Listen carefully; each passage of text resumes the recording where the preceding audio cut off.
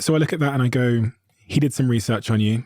Mm-hmm. He offered you value in an area where you were potentially seeking or looking for the value. Yep.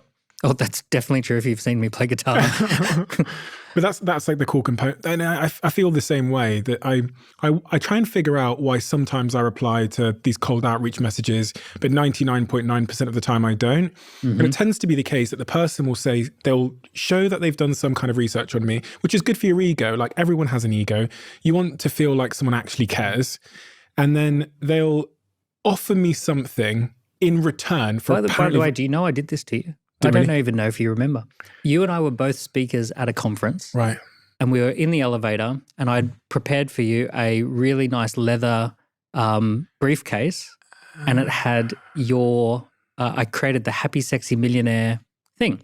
And we gave all the speakers one of those. You weren't that special. We had something for all the speakers. But anyway, it was interesting because I actually have done that with you and we never ended up following up with you and you never followed up with us. But here's the thing. Really I want to share that. No, I want to share that because sometimes it doesn't work, right? Sometimes you have to send out, like when I sent out 3,000 cold DMs to launch a business, I didn't expect 3,000 people to respond. I expected 30 or 40 people to come back to me. When I gave that to you, do you remember it? I remember getting a briefcase, and I'm trying to. I do quite a lot of public speaking these days. So we only had like a 2-minute interaction, and I said, "Hey, this is a little gift for you. Inside, we've created something for you. Have a look." Was it something I had to scan?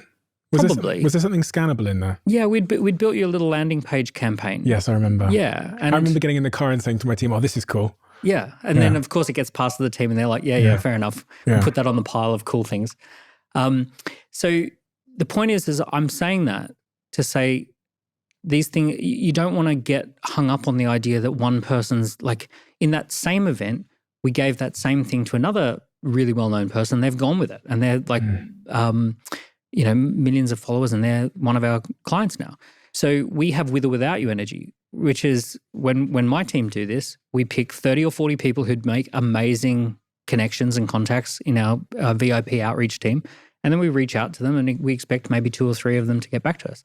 So it's that idea of, don't, like if someone messages you and you don't message back, it's not the end of the world. There are other people you can message and look what happens. There you go. It comes around again. It always comes around again. If it's meant to happen, it'll happen.